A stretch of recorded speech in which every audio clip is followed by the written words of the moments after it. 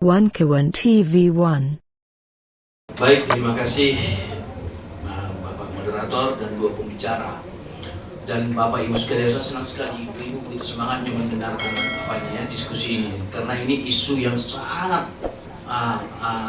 sudah mewacana di ruang publik. Pandangan-pandangan begitu kritikal dan kemudian sosial media juga seolah-olah berbalas pantun. Tetapi tugas saya, karena saya terakhir, sudah lebih gampang. Karena Pak Antoni sudah mengatakan, yaitu secara tegas tadi, bahwa ini kasus politik. Sebelum beliau menyimpulkan itu, dia uraikan dulu. Jadi tugas saya hanya melihat dari aspek konsep dan teori. Sehingga apakah kita uji dulu secara konsep politik atau konsep komunikasi politik, bahwa itu politik atau bukan. Sekalipun memang Pak Sugeng mengatakan adalah kasus hukum yang dipaksakan, begitu. Saya coba nanti menguraikan, karena saya tidak berani menjawab katakanlah ada pemain impor gula yang mau diganti begitu. Tetapi saya berpendapat bahwa hal yang wajar ketika suatu rejim tertentu muncul, maka rejim yang sebelumnya tanda kutip akan berakhir, tanda kutip. Jadi ini persoalan apa ini? Persoalan sama dengan politik itu ya, bahwa kepentingan bagi-bagi kue gitu ya. Jadi nggak usah heran, saya terus terang nggak heran untuk melihat itu. Bapak Ibu sekalian, bahwa konteks politik dan hukum tidak ada, saya pastikan tidak ada hukum berdiri sendiri. Kalau dikatakan penegak hukum ini murni hukum, bohong, begitu. Karena tidak ada fenomena sosial berada di ruang hampa. Pasti terjadi relasi antara hubungan politik dengan hukum. Politik, hukum, budaya, dan lain-lain sebagainya. Jadi kalau ada teman-teman aparat hukum mengatakan murni hukum, dia harus belajar sosiologi dulu lah. Gitu ya. Tidak ada hukum itu di ruang hampa, begitu Bang Bu ya. Sehingga apa yang ditegakkan tidak lepas daripada kepentingan politik, tidak lepas daripada rejim. Saya tidak mau sebut rejim mana.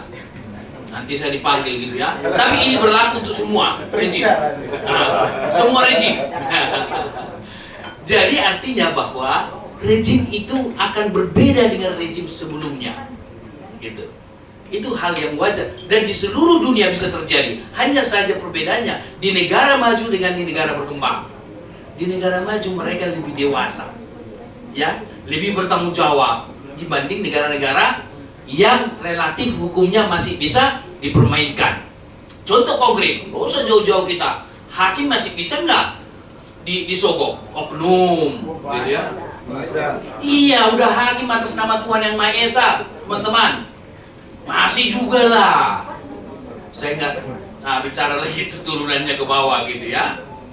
Nah, oleh karena itu bahwa tidak ada fenomena hukum, fenomena politik di ruang hampa. Pasti terjadi relasi, apalagi di Indonesia. Jaksa Agung dan polisi di bawah mana? Jaksa Agung dan kepolisian di bawah rejim. Rejim sekarang atau yang lalu lah, atau yang akan datang lah, gitu kan? Jadi usah heran kita melihat itu, gitu. Sepanjang Jaksa Agung, Kejaksaan Agung dan polisi belum independen, masih di bawah daripada rejim yang berkuasa, sepanjang itu sulit kita harapkan bahwa mereka akan bertindak independen dan objektif berbasis kepada teori sosiologi yang saya katakan tadi. Lalu bagaimana di negara maju? Kan begitu. Toh kan di bawah presiden berbeda, Bapak Ibu sekalian. Mereka sudah cukup dewasa. Demokrasi mereka, kontrol mereka sudah sangat baik. Check and balance sudah berjalan dengan baik. Buktinya politik kita di Indonesia kan, ketika campaign kan, paslon A, paslon B, begitu merapat lagi kepada yang menang kan, sangat cair. Jadi bagi saya kejadian ini nggak aneh bagi saya, karena memang sangat cair. Harusnya partai-partai yang tidak menang pemilu berada di oposisi, tetapi wah kita bersatu, pertandingan sudah selesai, kan begitu. Padahal berada di luar kekuasaan sebagai oposisi sama mulianya berada di dalam kekuasaan. Sama mulianya untuk rakyat. Karena kalau mereka berada di satu kekuasaan semua menumpuk di situ, siapa yang memperhatikan rakyat lagi? Siapa yang mengkritik? Di situ persoalannya. Nah, Kemudian Bapak Ibu sekalian, apa benar kita uji dulu? Apa benar hukum itu panglima di Indonesia? Panglima ya, hukum panglima katanya. Iya, tapi ada komandannya lagi. Iya, panglima tapi ada komandannya lagi. Saya tidak sebut ya. Jadi, apakah benar? Saya mau urai. Apa benar hukum itu panglima? Sederhana Bu, banyak hal yang bisa kita uraikan. Selain dikata ada di atas lagi kan, gitu kata beliau. Gampang. Ketika rancangan undang-undang dibuat di DPR, masuk nggak intervensi kekuatan politik? Kita lihat ada undang-undang tertentu, misalnya contoh tentang penyitaan apa itu kekayaan asetnya, nggak jalan kan? Karena aku ada di situ soalnya. Aku aja disebut lah. Nanti kalau kusebut yang lain dipanggil lagi saya. Karena aku ada di situ, tidak akan dikeluarkan di situ. Jadi oleh karena itu proses pembuatan undang-undang pun syarat kepentingan politik. Satu contoh lagi, bukankah kemarin dulu Ibu pernah dengar bahwa salah satu pasal tentang rokok masuk kan? Berarti ada di belakangnya. Saya nggak tahu, mudah-mudahan diantar ke saya sehingga pasal itu keluar. Jadi ketika membuat legal drafting pun sudah terjadi interaksi lah aku sebut, dalam arti yang konseptual. Jadi dengan demikian undang-undang dibuat sebagai produk politik. Karena undang-undang sebagai produk politik, siapa lagi panglima? Politik atau hukum? Jelas sekali. Baru bagaimana di negara maju? Kan itu pertanyaan. Hal yang sama, betul. Mereka sangat independen membuat rancangan undang-undang itu. Cek pasal demi pasal Bapak Ibu sekalian. Ada backgroundnya orang hukum ini. Dicek, dilakukan analisis semiotika. Pasal kata yang dimainkan bisa nggak menjadi pasal karet? Dapat. Ya gila banget. Bla bla bla. Dapat. Berarti karet juga. Saya kira lu katakan supaya ada profesi pengacara gitu. Jadi artinya Bapak Ibu sekalian bahwa kita mempertanyakan apakah memang hukum itu menjadi panglima di Republik ini. Mempertanyakan loh, saya tidak mau mengatakan tidak itu. Saya mempertanyakan itu. Silahkan teman-teman wartawan melakukan investigative reporting. Bagaimana proses daripada pembuatan undang-undang, drafting, sampai kepada keputusan hakim. Di mana oknum hakim ada yang sudah atas nama Tuhan Yang Maha Esa bangku. Ketuhanan yang atas nama Tuhan Yang Maha Esa keplak. Misi kantung juga. Oknum. Kalau aku sebut nanti institusi, nanti saya diprotes lagi. Padahal oknum berulang-ulang oknumnya. Jadi lebih dari satu, apakah layak kita sebut istilah oknum, Ibu? Sudah lebih dari satu loh, apa masih oknum? Berarti di situ pengawasan tidak jalan. Iya kan? Monitoring, evaluasi tidak jalan di institusi itu. Gitu. Karena kalau ada sekali dalam hidup saya terjadi hakim melakukan penyimpangan, bagi saya nggak ada masalah. Ini cek, adakah di Mahkamah Konstitusi? Hakim Mahkamah Konstitusi dicek dulu. Ada dua. Baru kemudian di hakim Mahkamah Agung Banyak. belum lagi di pengadilan tinggi. Aduh, jadi kadang-kadang tanda kutip Pak. Jadi harusnya kita rugi Pak, harusnya kita jadi hakim. Jadi mobil kita bisa lebih dari 1 detik. Tapi tunggu ditangkap. Baik Bapak Ibu sekalian adalah, jadi saya meragukan bahwa hukum itu menjadi panglima.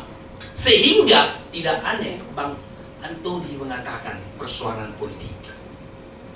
Tidak aneh bagi saya itu. Saya terus terang tadi berpikir keras. Walaupun saya sudah berkesimpulan ke sana, tapi sudah diuraikan Pak Antoni data dan faktanya. Sehingga mendapat pada kesimpulan yang terakhir. Nah, kemudian Bapak Ibu sekalian adalah presiden, siapapun presidennya Bapak. Siapapun presidennya, bisa nggak anggap aja Emrus presidennya lah, biar keren dikit lah.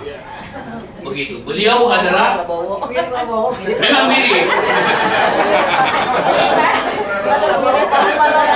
Banyak orang yang mengatakan itu. Dia yang mirip sama saya soalnya. Nah, jadi kalau kita lihat Bapak Ibu sekalian, bahwa sepanjang hukum polisi dan jaksa agung di bawah presiden sulit karena kita belum dewasa. Berbeda di negara yang sudah maju.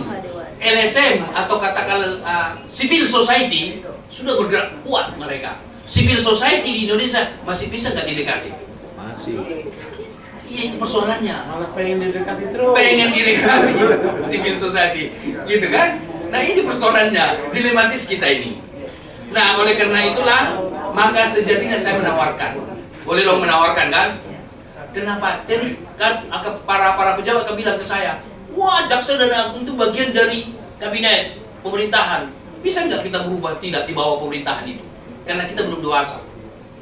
Jadi saya menawarkan bahwa polisi dan kejaksaan di bawah institusi tersendiri sebagai yang bertugas penyelidikan, dan penuntutan. Satu badan hukum tersendiri. Begitu. Kenapa kita tidak berani keluar? Sepanjang itu tidak kita keluar dari situ, sepanjang itu kita akan terjadi oknum-oknum tersebut. Jadi orang akan bilang, wah, di negara maju kan tidak begitu, ya kan? Nah, kenapa kita tidak out of box gitu? Saya terus terang, kalau saya ceramah atau apa selalu berpikir out of box. Nanti setelah tertata dengan baik Indonesia, kita kembali lagi bahwa jaksa dan kepolisian di bawah presiden. Kalau sudah bagus, sebelumnya jangan dulu, karena kita lihat juga ada oknum-oknum kan? Oknum-oknum, saya kira adalah tidak hanya satu orang. Banyak, Pak. Maka lebih baik memilih Rambo katanya kan? Kampanye lagi Rambo yang mana? Nah, oleh karena itu dibuat suatu katakanlah lembaga tersendiri, jaksa dan kejaksaan dan polisi di bawah lembaga tersendiri dulu lah, tidak di bawah presiden. Begitu. Nah, mari kita pikirkan bersama di bawah mana, kan begitu? Bisa kita jangan di bawah meja. Kita wacanakan di bawah mana? Kita buat suatu badan hukum tersendiri atau institusi tersendiri. Saya juga sudah tawarkan. Ini contoh saja analogi ya. Bagaimana memberantas korupsi di Indonesia di kementerian? Saya sudah teriak-teriak. Kementerian atau inspektorat itu ditarik semua menjadi kementerian inspektorat di bawah presiden. Bagaimana inspektorat mengontrol menteri kan? Orang bawahannya subordinat, tarik saja misalnya. Jadi kita harus berani keluar dari cengkraman-cengkraman yang kaku itu gitu loh, supaya maju negara ini. Tapi sepanjang kita tidak berpikir kritikal, sepanjang itu bangsa ini susah maju. Nah, oleh karena itu saya tidak bicara presidennya siapapun. Ketika itu presidennya, itu rezim tertentu, itu tidak tertutup kemungkinan kepolisian maupun jaksa sebagai tools of daripada rezim tertentu. Mudah-mudahan di rezim Prabowo tidak terjadi demikian, karena beliau sudah mengatakan berantas korupsi. Kita lihat saja nanti gitu ya. Lihat aja 3 bulan kerja. Kita lihat saja. Kita lihat saja. Nah, Bapak Ibu sekalian, catatan saya lagi adalah bahwa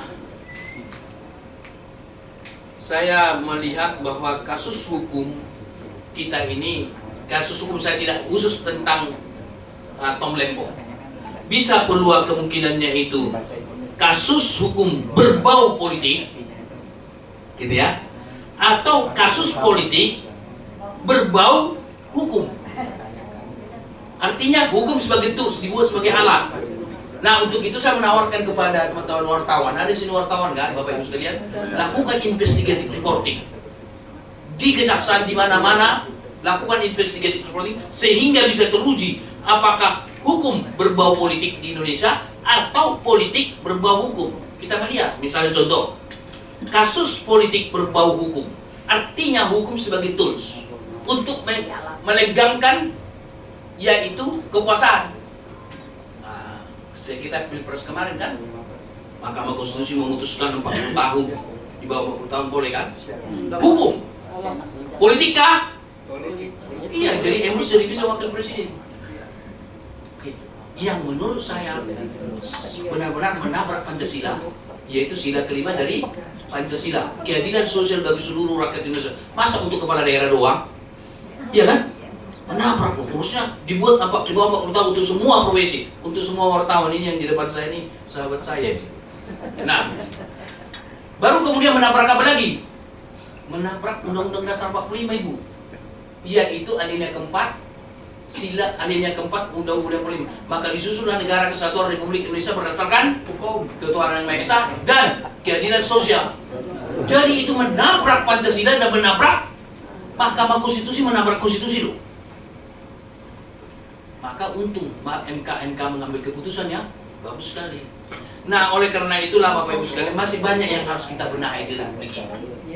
Masih banyak yang harus kita benahi. Saudara-saudara, teman-teman yang generasi muda, tolonglah. Kalau kami ini tinggal tunggu waktu saja. Itu yang nggak lama lagi kami di dunia ini. Tapi kalian jangan lagi seperti itu. Supaya bangsa ini bisa lebih baik lagi ke depan. Gitu. Kalau tidak, sepanjang ini terjadi, sepanjang itu, maka negeri ini akan tetap dikendalikan oleh kekuatan-kekuatan tertentu, dan hukum dibuat sebagai tools oleh kekuasaan itu sendiri. Demikian sebagai pengantar. Terima kasih.